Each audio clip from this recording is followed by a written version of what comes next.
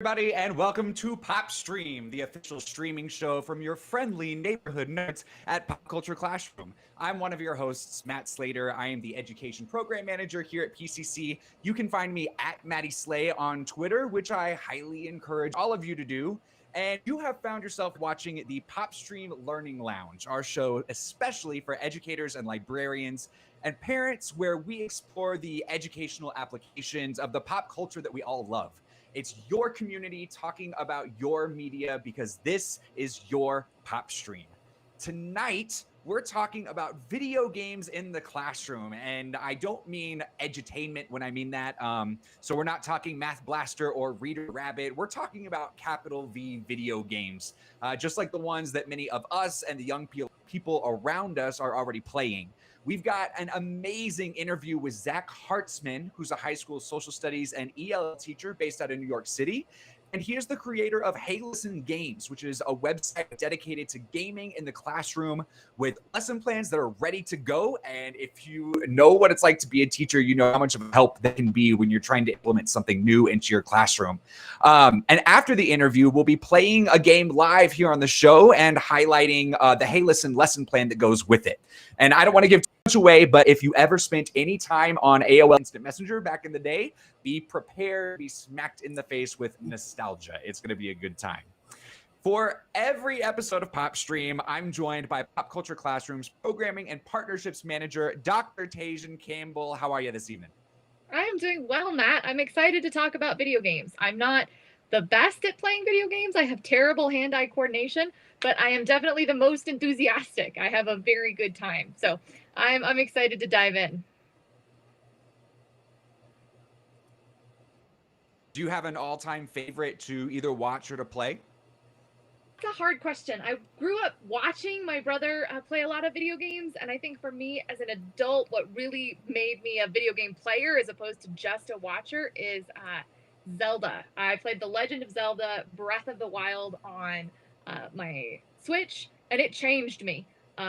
Just the adventure, I've now played it through twice. It is an unbelievably fantastic game that is now a happy place for me to just go and enjoy the breadth of that world because it's so much fun. This is why we get along so well together. And tonight, filling our rotating seat is professional artist, PCC instructor, and gaming enthusiast Dion Harris. How are you this evening? Hello, hello. I'm doing very well this evening. Thank you for asking, Matt. Excellent. And apologies to our audience. I think we are on a little bit of delay on our call. But Dion, what is your Yeah, favorite video game of all time? that's a tough one for me too. I grew up playing like Final Fantasy and Street Fighter, so those will always have like a special place in my heart. But I think my current favorite game has to be the Hmm. Portal series.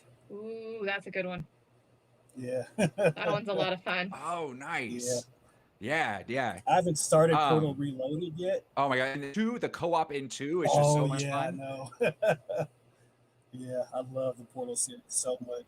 Wait, Reloaded? Yeah, apparently there's like a third installation in the series. I'm not sure if it's canon yet or not, but it was just released like I want to say like this month or last Oh, month, so wow. pretty recently. Yeah, That's exciting. yeah, I am gonna have to go look this yeah. up. Check it out. Yeah. And Matt and I are like both taking mental Well, do notes. y'all have memories of playing? Right? Do y'all have any memories of playing video games in the classroom when you were students?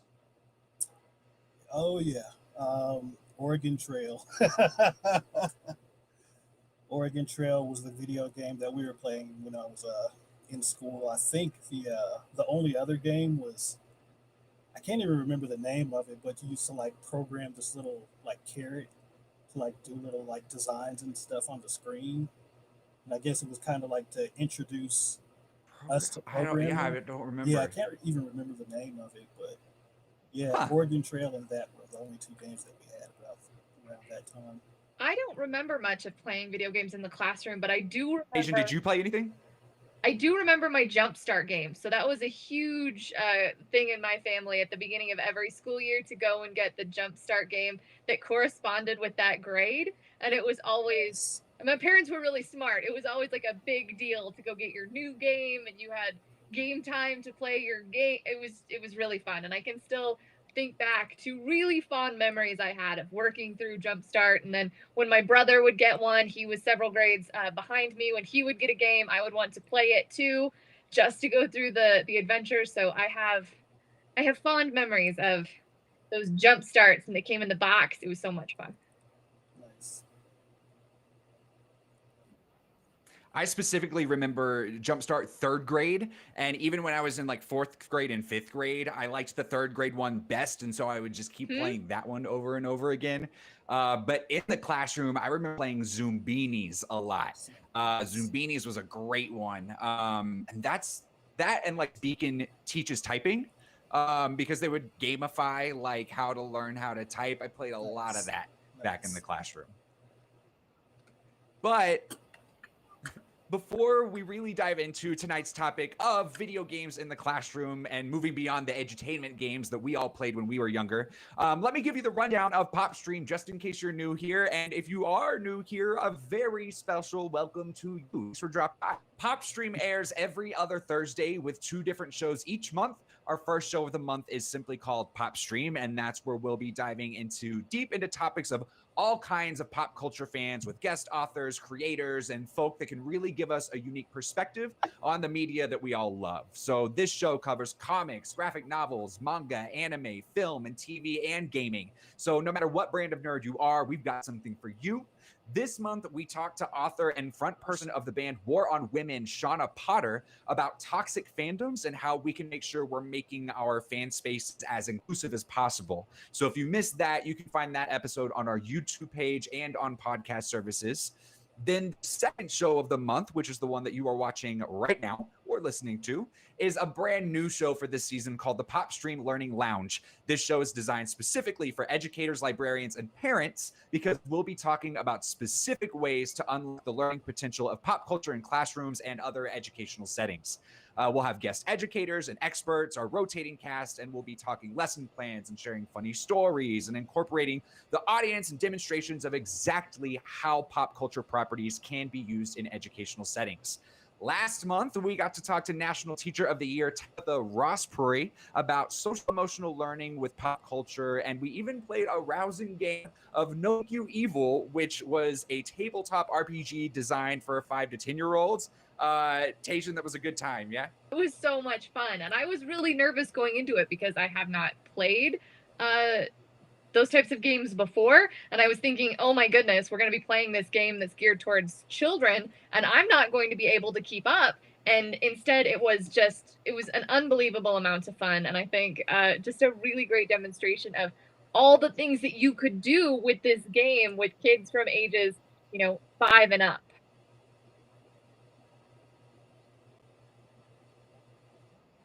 Yeah, we shot marshmallow cannons at dinosaurs. We helped robots find their missing boots. We fought pirates. It was a great time. But no matter which show you're watching, you have options because we love to give you options. So to get the premier PopStream experience, you have to join us live on Thursdays at 7 o'clock p.m. Mountain Time. Joining us live means that you get to hang out with our community and interact with the cast and the guests through our live chat. You can get your comments read live on the air, get your questions answered, and get new insights from the rest of the community in the chat as well, because y'all are some smart folk, a lot smarter than us sometimes. And if you're in the chat right now, I want to know what your favorite video game of all time is. And there are no wrong answers here. From Skyrim to Candy Crush, we don't discriminate on your gaming preferences, but let us know, what is your favorite video game of all time? But if you can't watch live, you can always catch the show on demand on YouTube and podcast services in the days after our live recording. But no matter how you enjoy PopStream, we hope that you'll give us a like, that you'll share us with your friends, and give us some great reviews. But ultimately, we thank you for being here. All right, so tonight's topic, video games in the classroom. Earlier this week, Tajan and I had the opportunity to sit down with our guest, Zack Hartzman, creator of Hey Listen Games. We're going to be playing that interview right now. The 3 of us will be off screen since it is pre-recorded, but we will all still be in the chat. So we encourage you, the live audience, to still be a part of the conversation while we're playing the pre-recorded interview. Tajan, what can people expect from this interview with Zack? Matt, I think our interview was really just more of a fantastic conversation about the power of games in the classroom. And from this conversation, our audience can really expect both a high-level look at what does it mean to bring games into the classroom, and then some really powerful, practical recommendations on how do you engage with games? What if you're not a gamer, but you want to bring games into the classroom? How should you approach it? What type of games are appropriate? Is there a high cost ceiling that you have to deal with? What does accessibility look like across students? It really is every conceivable angle I feel like we covered. And Zack is so fantastic at making what can be kind of an intimidating topic really accessible and engaging and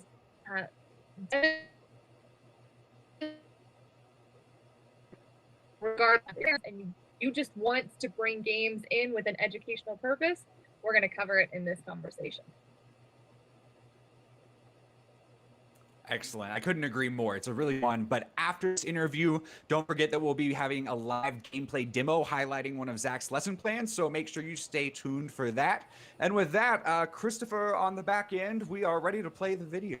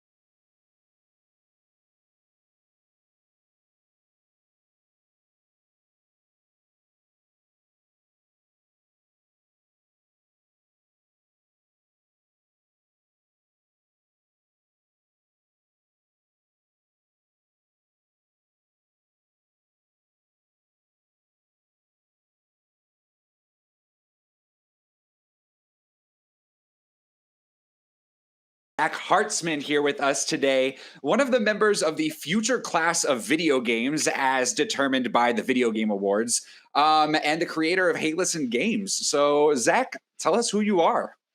Thanks. Hey, everyone. Thank you so much for having me. So I'm Zack. I'm a high school teacher in New York City, social studies teacher. I've taught a number of different areas in social studies over the years.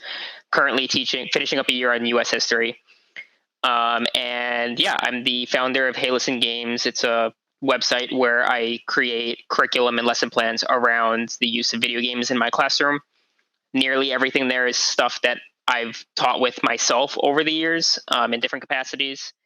And like Matt said, I was recently chosen as part of the future class for the Game Awards. It's a group of 50 people from around the world who are what's the terminology? They use people who are making the games industry more inclusive and diverse and using games in cool and unique ways. Yeah, lots of members of like games media and the press. And then it's awesome to have you as part of that. I was so excited when I saw that on Twitter to see how they were highlighting, hey, listen, and all the work you've been putting into that.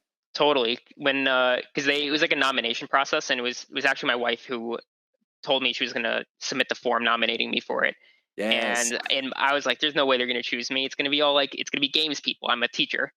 And then they ended up choosing me, and I believe I'm the only educator in the group. It is mostly like gaming personalities or game developers, people in the industry. So I'm sort of an outsider in that regard, which is pretty cool. That has to be so validating. Yeah, 100%.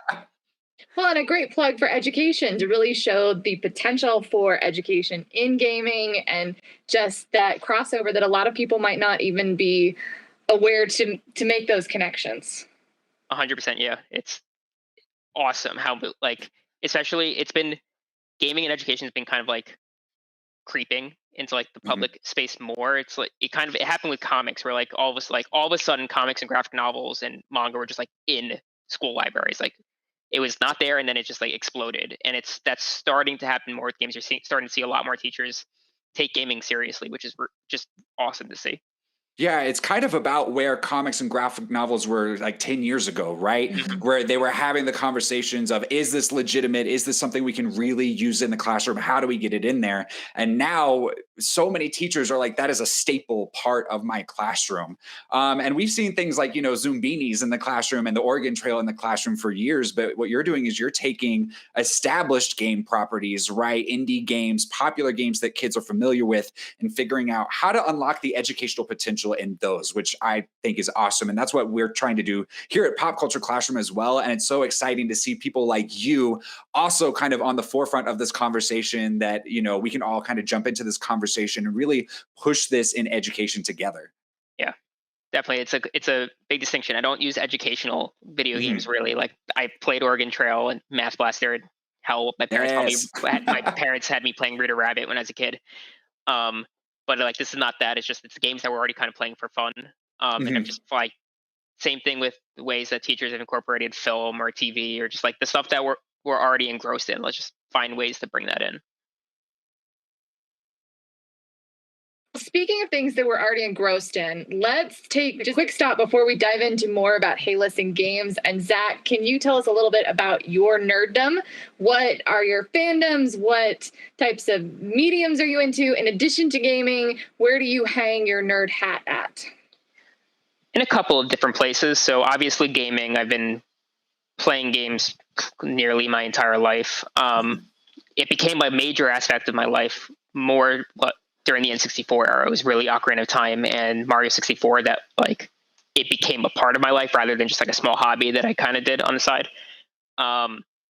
And other parts, I grew up reading comics, right? My like promo image everywhere is just me cosplaying as Clark Kent still. I probably need to choose a new profile picture because that's now like 5 years old. We would have never known if you didn't tell us. Come on. So I probably need to find a new image of me at some point to start using. But yeah, I've been reading Superman comics forever. I'm still devastated that we haven't had like a more Superman in film and stuff. Mm-hmm. Especially I want a sequel to Man of Steel. We're never gonna get that. But definitely animation also. It's like fandoms. I'm like deeply into like Avatar: The Last Airbender, Legend of Korra, and I'm super excited that there's a whole new like Avatar studios that was created going forward. That'll be on Paramount Plus. I'm super excited about that. But yeah, anything superhero related, the MCU, all of that, Star Wars, I'm everywhere. You have your fingers in all of it. I can relate. I feel like I dabble in all things, but games are like, that's my expertise. That is where I could write the dissertations and, carry the conversation for forever. So with Hey Listen Games, obviously you have all this fandom in all these different places, but what inspired you to create this website and this repository of lesson plans for educators where they can find these things for free? Yeah, so when I started teaching, when I was in grad school, one of my professors dedicated a couple of days to using comics and film. He would show us different ways to use different mediums like comics and film, or how to create activities around those. And I thought it was awesome. So immediately my first year, I was already using comics, TV, and film in my at the time global history class. And in my second year, I also wanted to include some video games. And I was thinking, like, in grad school, they never mentioned it, right? Even though comics and film and TV was at the forefront of a lot of those conversations. And I started looking online for different ideas. And there were teachers, like veteran teachers, who have used different games in different ways, but it was always suggestions. Like, I use this game, this is what I did, here's a cool game that might be fun to use in your class, but there was never a lesson plan. And whenever I went to my principal with like a different, I'll say, like, idea, she was always, and she's super accepting. She pretty much lets me try anything I want, which is awesome. But she would always say, okay, just show me lesson plans, show me the standards, what are the outcomes, what are the essential questions, right? To make sure that I'm just actually thinking it through before I just like come and play a game with them. And then you got to do the work.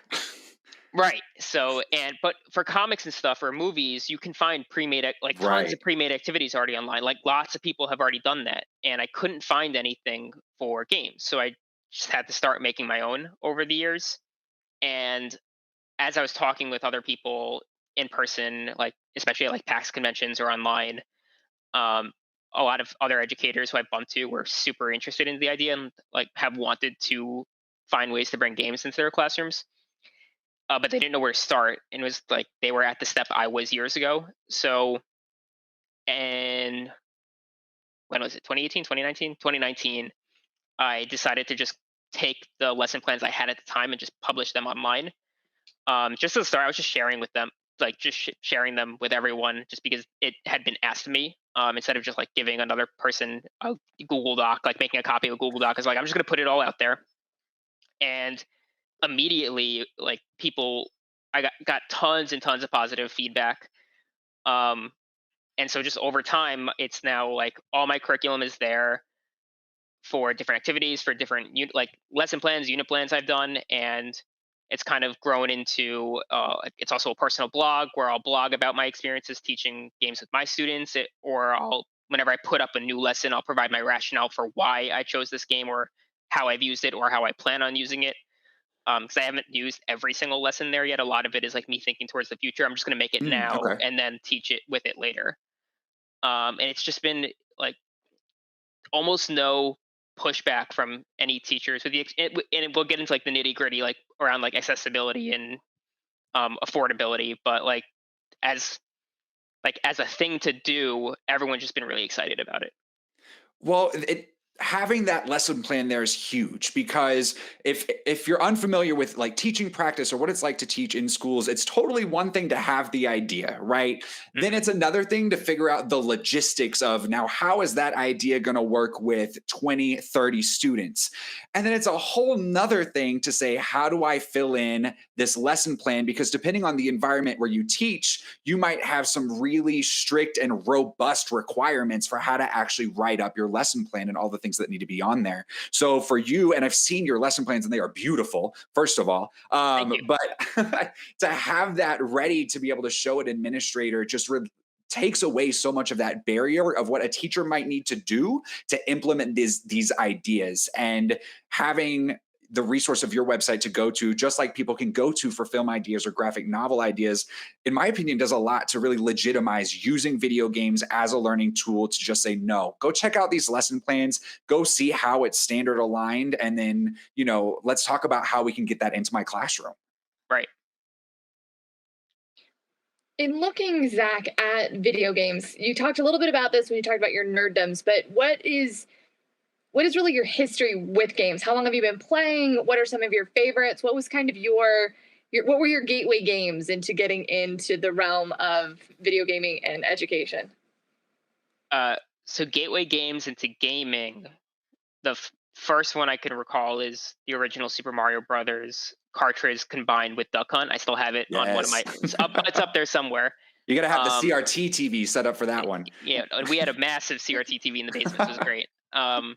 It was a holiday present that my uncle had given me when the Super Nintendo came out. So I actually skipped the Super Nintendo generation because my uncle gave me his hand-me-down while he got the new console, There which you is go. fine. I've now have a Super Nintendo when I've gone back and played those games, but it was the original Mario and Duck Hunt, really. And then on that console is mostly the Mario games and a couple of other, like Blades of Steel was a fun hockey game that my brother and I would play constantly. But it was really, like I said, the N64 is like what transitioned me into like wanting to like get into games. Like Mhm.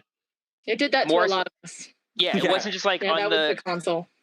NES. It was more like Mario was fun to play, but then when I got to like Ocarina of Time and Super Mario 64, it's like, oh, I'm going on an adventure. It was different, right? Because I didn't play the Zelda games that came before that. Ocarina of Time was my Mhm. first one. I've gone back and played them, but that was the first one, and it's like it changed my perception of what gaming can be. And it was I cool. love I all talk the about, memes that say, like, you know, once you've played Ocarina of Time, like, I wish someone told me that no game would ever be this good ever again. Right? That's definitely the Yep. feeling that it had, especially as a kid. Yeah. I mean, I was 7 when that game came out, so it was Mhm. just like it was mind-boggling. It was mind-boggling to my dad, who would watch us play it. And that game in particular, because the internet was still sort of in its infancy when it came out. Like there was the game facts, like was sort of a thing, but we couldn't like my brother and I couldn't just go online and figure out what to do. We had to like go to school the next day and go to the cafeteria and ask our friends like, "What did you do?" Like, and it was a whole new social experience when it came to that game, which like kids are still doing in different ways with games today. Right? They're coming to school, they're talking about games in our class or in the cafeteria. Mhm. It's usually now it seems to be more like online games that they're talking about, but it's that's that was like my gateway into gaming. My gateway into gaming and education was when my teacher had us play Oregon Trail in elementary school. There you go. Yeah. So That got a lot of us. So many people died on the Oregon Trail. Yeah. So many. mentioning, you know, how, because I think we're about the same age. Ocarina of Time came out when I was 6, I believe, 7, somewhere in there. And you teach teens, and gaming looks very different, but especially the type of games that teens are into. You know, I was playing GameCube at the time and Wind Waker, and, you know, very solitary in my gaming experience. But now with the new consoles and internet access, and you can go on, tablet and phone gaming looks very different for teens, a lot of Mhm. teens, than it might have for us. What are some of the things working with teens that you've noticed and some of those changes? So it's interesting. So I work with teens, but my school is an is an interesting one that it's an international transfer school. So my student population is a 100% immigrant population Wow. moving to New York and starting high school over, regardless of what grade they were in back home. So like when I did teach ninth and 10th grade, I would have students who were seniors back home come back here and start over in ninth grade because they needed to learn Mm. English in order to pass the standardized tests in order to graduate. So like I remember my first year teaching, I was 23 and I had a 22-year-old in my class. Wow. Right? She was like, that's just kind of the population we were dealing with. So like I teach teens, but I'm also teaching adults quite Okay. often. Yeah. But yeah, so they're mostly the ones who play games are usually playing Fortnite, Call of Duty, Apex, like that genre of online shooters. Then some of them will get hyped whenever a new like big Sony or Nintendo exclusive drops. Like I know a lot of them were really excited about Ghost of Tsushima last year. Like this for that, Yeah. like that game in particular, they were just like obsessed with. And I've got a lot of anime nerds, so I think that it's because it was in Japan. Like a lot of them were just like, I want to play this game. Might be part of it. Yeah. Yeah, but it's definitely like they play more mature quote unquote games. Like they want the violent games, and a lot of the games that I play with them are not like that at all. And I'm kind of introducing them into new genres as I do this. I love that. I like to consider myself a video game evangelist. I'm always like, this game, it's literature, and I don't care if you play video games Mhm. or not. You need to play this game, like Kentucky Route Zero, and, you know, some of those. So I love that you're able to introduce them to games outside of, you know, online shooters, which are great and absolutely have their place. But, you know, kind of expanding the palette. Yeah, like one of my favorite games that I've taught with a number of times is Gone Home.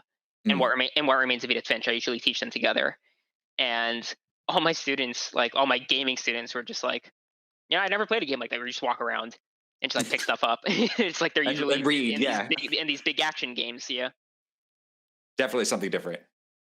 I think for me, one of the things that when we were preparing for our talk today, I was thinking about educational games, and what came to mind were the educational games that I played as a kid. And that game that my family would go get at the beginning of every school year that was for your grade level, and it would be about math and reading and like Jumpstart? Did you play Jumpstart? Oh, Jumpstart every year. Yes. It was a big day that we would go and get it, and I loved them, and I would play them over, and they were really fun games. But what we're talking about here is very different, and that's exciting. Yeah. But I'm curious, what are the benefits that you point to when looking at, you know, this type of gaming for education as a teaching tool? What do you tell people is, you know, these are the benefits, this is why we need to be introducing these mediums into the classroom? Yeah, so like going off of educational video games, they can have their place. I've found educational games are more fun when you let students do it on their own time and not like force it down their throat, because they don't want to be tricked, right? But the thing with entertainment games that we're already playing is that they deal with intrinsic motivation, where like the reward is playing it, you're having fun while you're doing it, whereas educational games are often, I'm gonna like stutter as I say it, extrinsically motivated. And where it's like the gameplay isn't always fun, the reward is like what you get at the end of it, which doesn't work for everyone.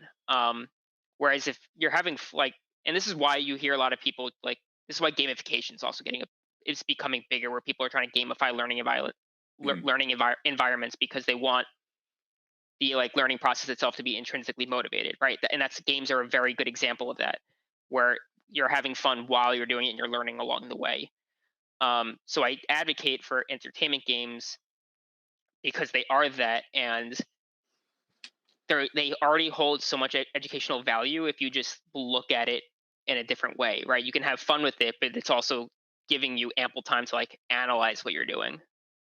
You have the privilege of teaching with high school kids and kind of like dissecting a lot of like themes within games and kind of the concepts that they talk about. One thing that we always say, especially for younger gamers, when we have parents come to us that say, I have a struggling reader or something like that, is hand them a video game without voiceover, right? Because that intrinsic motivation that you're talking about, struggling readers, and we talked about this on a previous podcast, I think, if you give them something that they struggle with and they don't have a real motivation to push through that struggle, then there's no reason for them to get better, right? To push through the struggle and grapple and get better. Whereas if you say, here's Pokemon, the only way to get better or the only way to win is to read what's on the word, then they have that incentive to grapple with what they're reading, to try and comprehend and, you know, go a little bit further in their grappling than they might if it was just a prose book that maybe they don't have any interest in. So I love that intrinsic motivation part about the games that we all already love. Yeah. It's funny you say that, because I just yesterday tweeted that I'm currently playing through the Mass Effect games for the first time with the Legendary Edition. I just tweeted yesterday that Mass Effect is really just one big trick to get me to read more, because there's just tons and tons, and a lot of games now do this, where like, yes, there's all the dialogue options and all of that, but like every single thing you touch is like, oh, it adds a codex entry. Let me go read this. Let me go travel to this planet. You don't actually travel to the planet. You just read about the planet, right? There's just tons of planets where you go to them, and then it just says like survey, and that's it. Right? You're not actually like physically putting your character there. It's just like, oh, here's a blurb about this planet. I'm reading all of this information that like I'm not playing, quote unquote, I'm just reading constantly in this game. And it was like that growing up, right? It was like that with Pokemon. It was like that with Ocarina of Time and Zelda, where like historically does not have voiceover until Breath of the Wild, and it's just all just constant reading of dialogue. Yeah, I was one of those nerds that when Doom Eternal came out, people complained because the action of the game would stop so that you could get all the lore just by reading, and that's how you got the lore. And I was like, I like this. I like taking my shooting break and like reading into all this lore. I thought the same thing with Skyrim. I liked reading all of like the random stories in Skyrim that you could find in these books, that someone had taken the time to write stories for each book that you picked up, and I enjoyed it. That's actually the death of me, because anytime I start a game like that, I'm like, I'm gonna read every book that I pick up, and then because of that, I never end up finishing the game. But I want to know. I want to know it all. Um, Zach, when you are thinking about games that you want to write lesson plans for, that you want to introduce into your classroom, is there a specific type of game that you usually gravitate towards, or does it kind of run the gamut? So usually, I'd say like 95% of the games are indie games. So Mm, they're shorter, like 3 to 5 hours is usually like what I'm aiming at. Just because it's hard to use a game that's longer. Just like I don't have the class time available to sit down and play a 10 to 20 to 30 hour game. It's not no, it's yeah. it's not feasible. And then larger games are also harder. And this is why developers need to hire more educators, because the games themselves are not like it's not intuitive. You can't just like if I want to. Everyone says Assassin's Creed, right? But if I want to teach about this specific moment in Assassin's Creed, it's like, okay, I need to play up until that moment. I need to create a separate save file that I make sure I don't delete in order to just have that lesson ready. And that's just too big of an ask to like tell teachers like, okay, just play this game, get up to that point, create a save file. It's too much. Not Whereas, to mention, if they're not used to playing games, that's like yeah, just asking someone to jump into a huge, 60, 80 hour RPG right. seems difficult. So like in a game like I had mentioned my students were really into Ghost of Tsushima when it came out, and I wanted to find a way to bring that in, and specifically I wanted to use the haiku feature in the Mm, game, where the game lets you write has a system of creating haikus, poems, and they're beautiful and it's super cinematic using the game and everything, and you have different options so you can create different haikus each time, but the game doesn't let you replay a haiku after you've done it, right? So mhm. basically, right, I had beaten the game. I had 100% of the game. I had gone to all the different locations, but I can't travel back to them and replay them, which is just I don't understand why they would do that. Just like let me replay it because you can choose different options, right?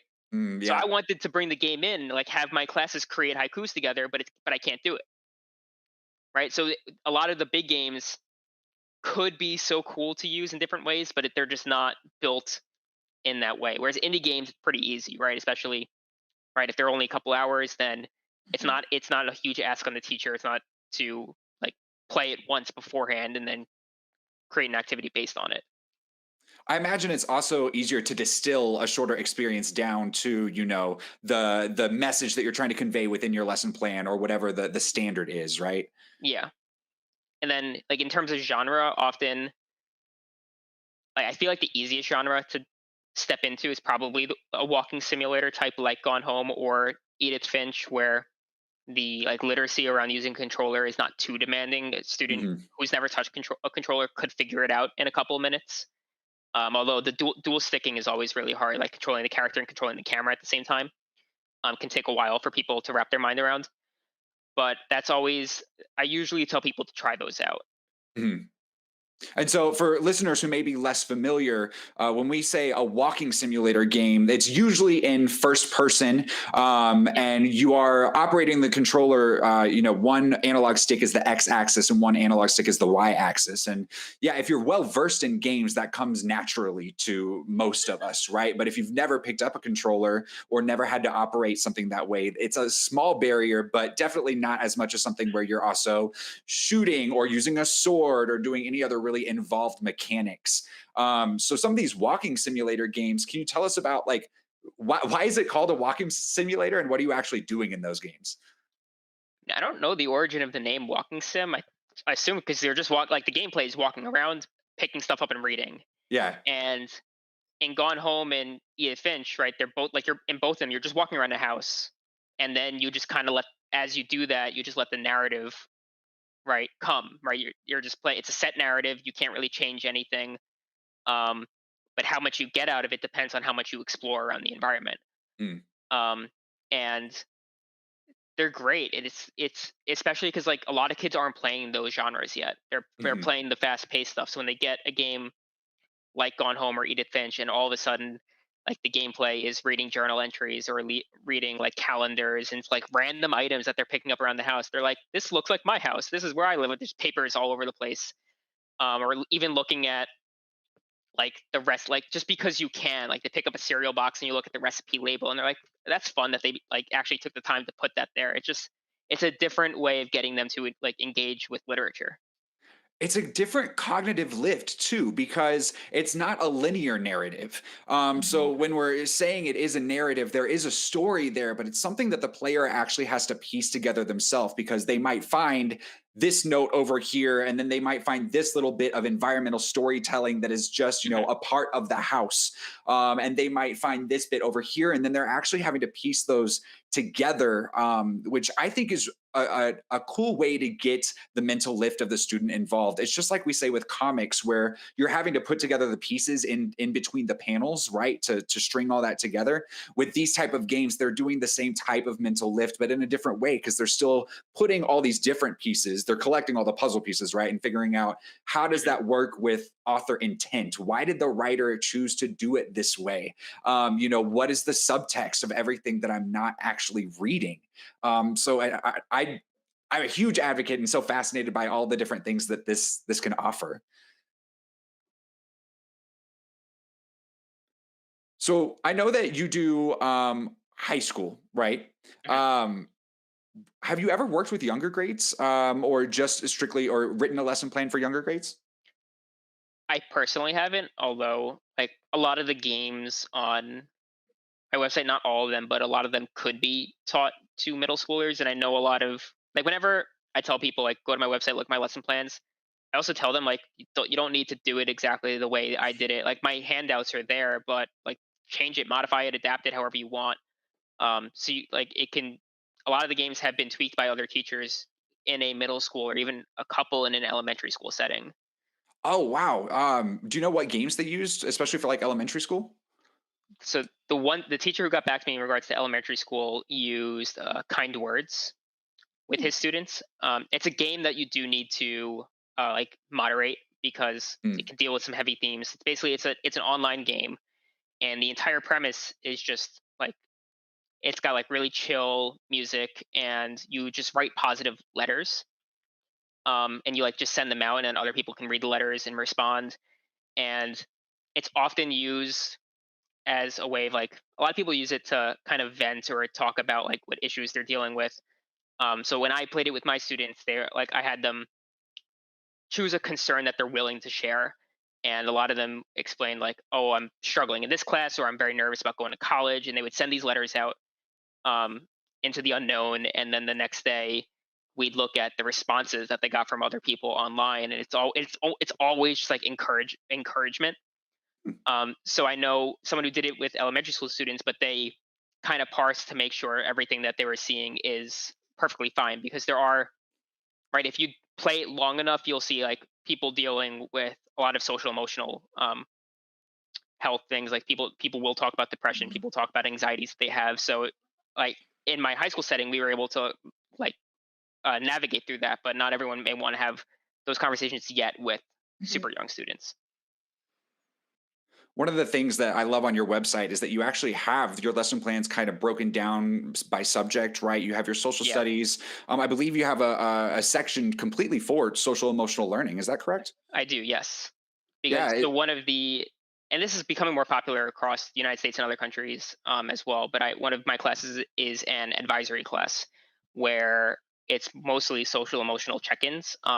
Sometimes it's time to catch up on homework. Sometimes it's just like how are you doing? And often I'll play these shorter games that deal with different issues and just like have us talk about it. So like I played kind words in that class, and we were just right talking about any anxieties we were having at the time. A lot of students, right? It was with my seniors, and they're like, "Well, I'm about to graduate. I don't know if I want to go to college." And they're going to college. They're nervous about leaving the city or leaving their parents since they just moved here from another country. Also, so it was just like different ways to navigate those conversations. I know that in comics, especially when we're teaching, it's not as common now as it used to be. But there used to be a pushback to teaching with comics. There was misconceptions of, oh, this isn't real literature, or I want my kids reading real books, right? Do you ever get any of that kind of pushback in teaching with video games? So, one of the benefits of teaching my specific community of students is that their parents are the most trusting people I've ever met. They moved here. They're sending their to a new, right to a new country. They're sending their kids to school instead of, and a lot of my kids are like they're old enough they could just go work. Mm. But they're sending their kids here, and pretty much anytime I've talked to the parents, they're just like, "I trust you 100%. Whatever you're doing, right? My kid, if they're learning English and they're graduating, just do whatever you need to do." So I'm lucky. I've never received pushback from any parents. The only pushback I sometimes get is from admin, but then I just explain my thought process, and then it's okay. Like 10 minutes later. Has there ever been any pushback, or I guess what would you say if because I'm sure you've played through the hypothetical conversations in your head, right? What would you say to someone that is like, my kids have enough screen time as it is. I don't want them playing more video games. Do you have like a response that you might give to them? Yeah, it's like, don't. What are you gonna have them do? What are you gonna and don't. What are you gonna force them to do? Because anything my parents forced me to do, Mhm. I ended up hating. Right? That was just a natural. Like my parent, I remember through elementary school and middle school, my parents forced me to read 50 pages a night of a book, any book, and I hated it. And I don't read now. I read comics now because that's what I read for fun when I was growing up. I still read comics, I still play games, but I don't read books really unless it's like something that is really a niche interest of mine. Mhm. Um, so I like just don't worry about it. Really, like there's so many other things to worry about than what video games they're playing. I think that's a nice kind of transition to looking at not maybe pushback from parents, but what do you tell teachers who want to engage? They see the power of video games, they want to be bringing it into the classroom, but maybe they don't have that experience. They don't play games and they're nervous about it. What's your advice to them to begin introducing this into their lesson plans? The first thing would be to talk to your students because you probably have experts already there who can tell you exactly what games are connecting to the content that you're teaching. Um, and even if they haven't thought about that, right? If you give them the opportunity to think about that, they're going to. Mhm. If they can bring in games in any capacity to the classroom, so ask them and see what are they. Ask them what they're playing. Have them talk about what they're playing. Even if it's an online game, like get them talking about their interests because you'll come up with an idea. And if you right are still at a loss, like reach out to people online. Like Twitter has its issues. A lot of people hate Twitter, but like Twitter's remarkable for getting in contact with people. I've spoken with hundreds, potentially thousands of different teachers over the past couple of years, like about teaching and about using video games. And these are conversations that I never had before being on Twitter, right? So as long as you like curate and Twitter to what you want and just like kind of stay out of the nonsense, it can't like being on some social media can be a benefit to if you're struggling to figure out what to do. Do does gaming in the classroom have to be kind of what we've talked about, the role playing games, the kind of more involved, or is there even room for like app games, some of the, maybe lower entry level to be able to engage? Is there potential there? There is. So one of the classes I actually did, I didn't teach it this year because I've been 100% remote this year. But back when I was in the building, I taught an elective class, and it was an English language arts elective that specifically focused on video games as literature. And Just so cool. yeah, I which want to teach that class. yeah, my unit plans are on the website. So, and I have full units for that class rather than like most of the stuff on Hey Listen Games is here's an activity that you can do in 2 or 3 days. And it's just like a part of what you're already doing. It's not replacing anything. It's just like fit this into what you're already doing. This class is much bigger units. But when I found we ended up finishing early one of the semesters. So I started looking just for other cool things to do. And I chose two mobile games. I chose Florence and Assemble with Care. And they are both great phone games, right? Florence is it's a puzzle game, I guess, but it's really just a visual novel. It's got beautiful music, and you're just going along for this 40-minute love story between these two characters. We actually And wrote a teaching guide for that game that wasn't published for various reasons. But Annapurna, if you're listening, I'd love to get back in touch with you. But yeah, that was a great one. It's almost like an interactive graphic novel. yeah, and it's easy. I mean, it's a couple dollars, and you could have get multiple of them. But I actually just took my phone and got an HDMI converter and just like projected it in front of the room. Hmm. And I just had I had students take turns just playing it on my phone in front of everyone. So it's not like not everyone always needs to have their own copy of the game. Usually, when I'm doing this, we only have one copy and we're just playing it together. So Well, and that's I did that with Florence, and then for Assemble with Care, it's on Apple Arcade, Hmm. which you can get a month free when you start. So I just had all my students who had iPhones just get it for the first month free, broke them into groups, played it together, and then just canceled all their memberships right afterwards. I love those little teacher hacks that we have to do where it's like, I'm going to make this work. well, that's great for accessibility too. And looking at some games are not cheap. Right. And options for when you want it to be accessible to students, you don't want that to be a barrier. Those opportunities for less expensive or those workarounds to make it accessible to all students is really fantastic. Yeah, so I never expect any students to have any of this tech stuff available on their own or at home. I'd say 95% of the time we're playing together as a class projected in front of the room. Or this year I bought like I played Papers, Please like 2 weeks ago with my students, and I bought a copy for one student on Steam because he knows everything, and then he just streamed it to us, and we were just talking. I was annotating over the screen through Zoom, and we were in the chat, and everyone was talking. But we were still playing it. We were playing it all together with one copy, and that's how it's pretty much always been. If it's a free game, like on a web browser, which I've done a couple times, then it might make more sense to give them their own copy or to work in groups. And also, if you're a teacher and you really do want all of your students to have their own copy of something, email the publisher. Go on the App Store, see who published it. Because for a lot of them, if you say, I'm a teacher and I would love a class set of this, they will give you either discounted or just give you download codes. And the worst they can do is just say no. So definitely, reach out to these publishers and ask and say, I'm trying to teach with your game. Is there any way that we can get some download codes for my students? Yeah, definitely don't be afraid to reach out. A number, especially indie studios, they're much more likely to respond to you than the big AAA industry. Like don't reach out to Nintendo or Activision, right? They're not going Right. to respond to you. But if you reach out to an Annapurna or a Fulbright or a Giant Sparrow, right? Those smaller indie companies will respond to you usually. Yeah. So after this, in our live stream, we are going to be jumping into a live gameplay demo of a game that you've recommended to us. And I think we're going to be doing Emily is Away. Can you tell us a little bit about that game and what kind of the lesson plan that goes with it is aiming to teach? Yeah. So Emily is Away is one of my favorite games out there. Or I should say series now because there's 3 of them. But the first one, often I'll do professional development sessions for other teachers, and Emily is Away is kind of the model that I have them start with because it's a free game. You just need a computer that it can download on. It won't work on a Chromebook, but if you have a MacBook or a PC with a hard drive and you could download it, then it's free.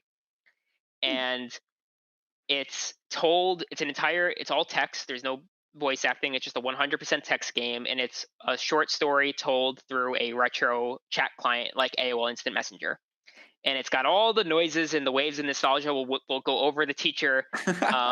But like the students may not know because they're a little younger, but like every single noise from the AIM days, right? It's gonna hit you in the heart as you play the game. And I craft an emo away message. Is that a possibility? You do.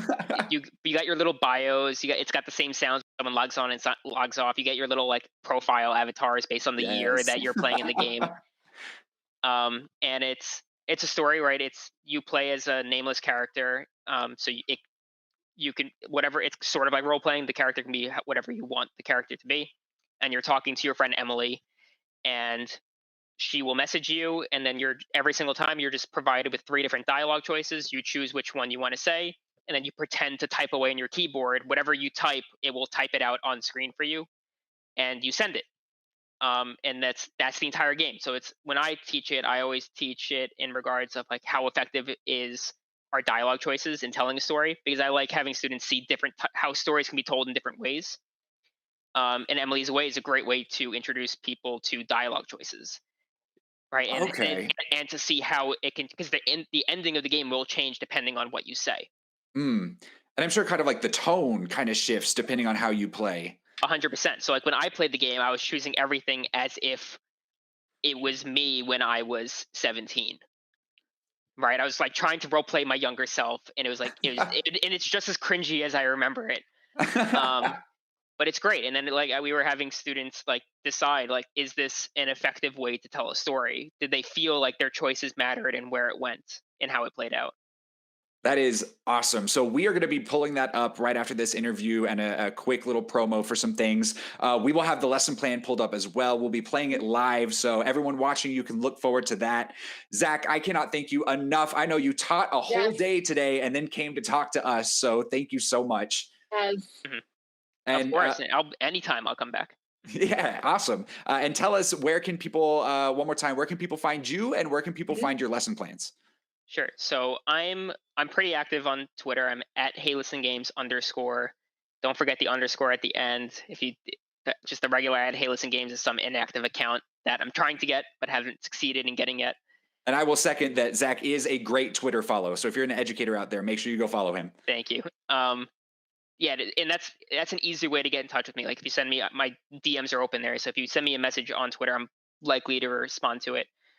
And my website is heylistengames.org. All my lesson plans are there. They're all free.